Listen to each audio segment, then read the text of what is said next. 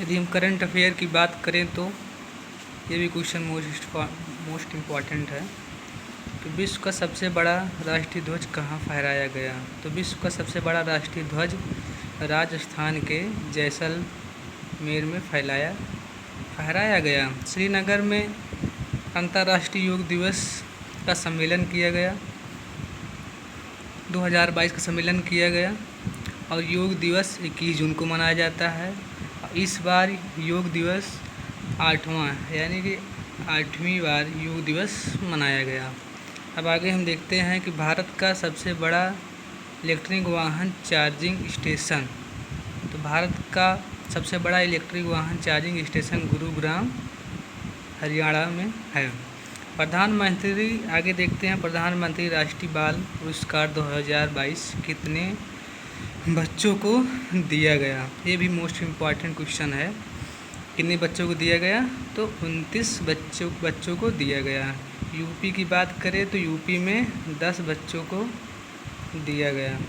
यदि लड़कों की बात करें तो टोटल में 15 लड़कों को दिया गया और लड़कियों की बात करें तो 14 लड़कियों को दिया गया।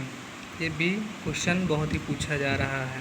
अब आगे हम देखते हैं, जापान के संसद के नाम से जाना जाता है, यानी जापान के संसद को किस नाम से जाना जाता है। तो जापान के संसद का नाम डायट है। जैसे भारत का संसद कहते हैं, उसी प्रकार जापान का पूछे तो डायट। अब देखें जापान के बाद अन्य देश को भी देख लें। तो बात करें तो अमेरिका का अगर पूछे तो अमेरिका का कांग्रेस हो जाएगा। ये कांग्रेस पार्टी नहीं जो अपने यहाँ है, वहाँ एक संसद का नाम है कांग्रेस। अब आगे हम देखते हैं पड़ोसी देश जो कि बहुत सुर्खियों में रहता है, पाकिस्तान।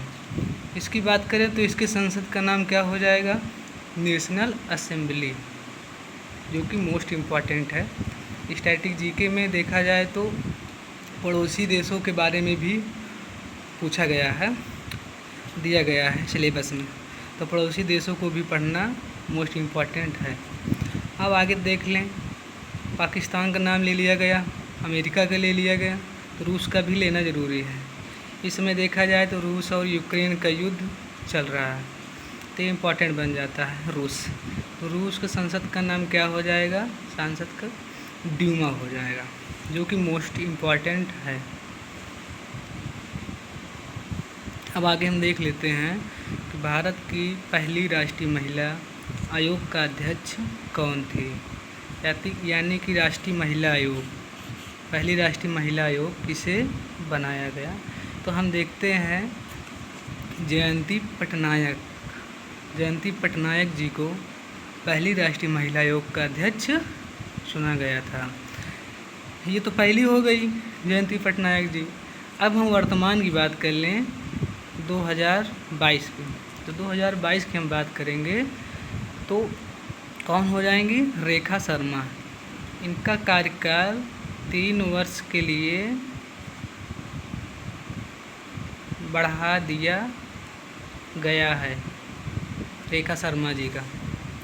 तो अब हम बात करते हैं, रेखा शर्मा जी हो गई। उसी प्रकार मानवाधिकार एक होता है, मानवाधिकार आयोग है। इसकी बात करें तो ये 10 दिसंबर को मनाया जाता है। इसकी बात करें, इसके अध्यक्ष कौन हैं? तो ये हो जाते हैं अरुण मिश्रा, जो कि मोस्ट इम्पॉर्टेंट क्वेश्चन है। ये सब क्वेश्चन पूछे ही जाते हैं। अब हम बात करते हैं भारत में पर्यावरण संरक्षण, यानी भारत में पर्यावरण संरक्षण अधिनियम कब पारित हुआ। तो भारत में पर्यावरण अधिनियम 1986 में पारित किया गया। यदि हम बात करें कि पर्यावरण दिवस कब मनाया जाता है, तो पर्यावरण दिवस, ये क्वेश्चन बहुत ही ज़्यादा पूछा जाता है, बहुत ही आसान है, काफ़ी लोगों को याद है, तब ये क्वेश्चन पूछ लिया जाता है अधिकतर पेपरों में। तो ये 5 जून को पर्यावरण दिवस मनाया जाता है, ये भी याद करना बहुत ही ज़रूरी है। अब आ गया हमारा पहला पृथ्वी शिखर सम्मेलन का आयोजन।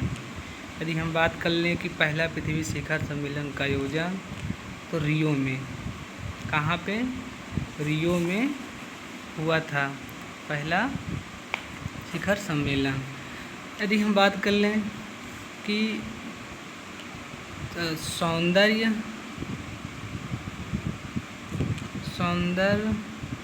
प्रतियोगिताएं,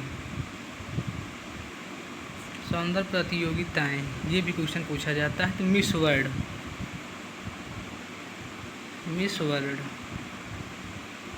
यानी कि 2022 का मिस वर्ल्ड किसे चुना गया? तो 2021 का मिस वर्ल्ड बात करें तो कैरोलिना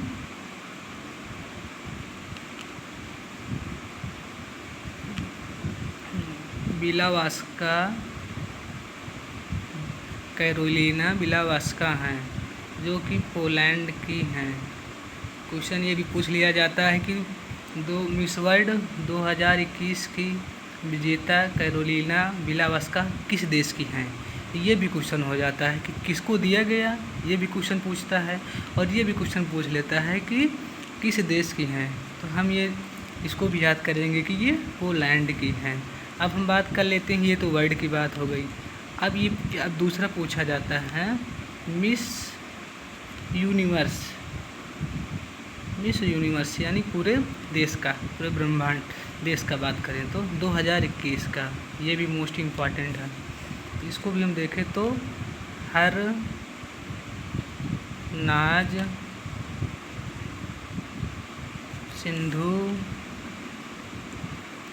सिंधु जी हैं। तो ये बात करें, हरनाज सिंधु जी हैं और कहाँ की हैं?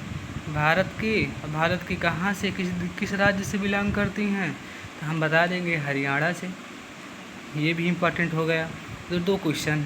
2021 में मिस वर्ल्ड किसको दिया गया? कैरोलिना बिलावास्का किस देश की हैं? पोलैंड की हैं।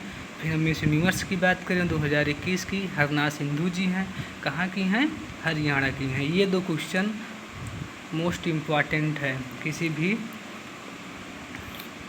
कॉम्पिटिटिव एग्जाम के लिए। अब हम आगे देखते हैं कि मिस यूनिवर्स, ये तो हरनाज सिंधु जी हैं। अब भारत में पहला मिस यूनिवर्स किसे दिया गया? ये भी क्वेश्चन बन सकता है कि पहला किसे दिया गया। तो पहले की हम बात करेंगे तो ये हमारी क्या हो जाएंगी, 1994 में सुष्मिता सेन जी को दिया गया। ये भी याद करना है। अब सुष्मिता जी हो गई और उसके बाद हम बात करें तो 2001 में दूसरी महिला कौन हो जाती हैं? लारा दत्ता जी हो जाती हैं।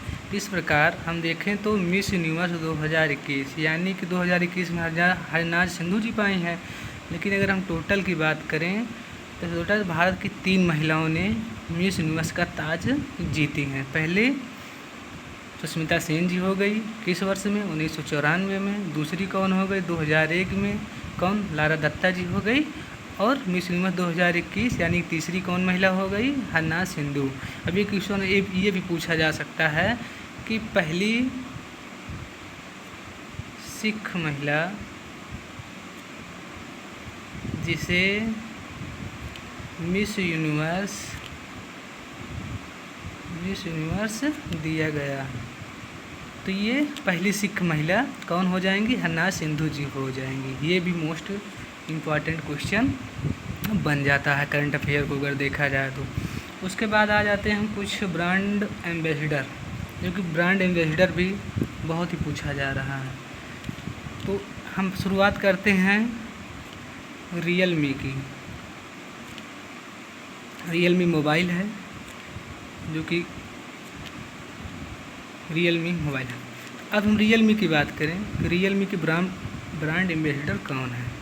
तो क्रिकेटर राहुल जी हैं, तो cricketer KL Rahul ji brand ambassador बन जाते हैं।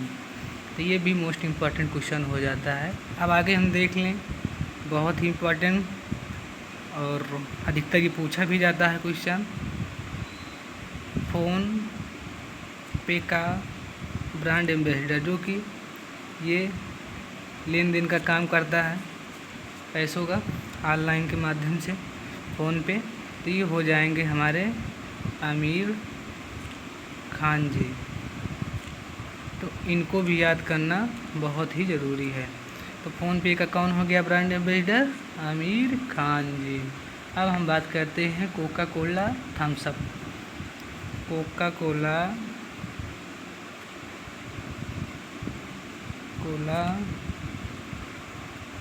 और थम्स अप।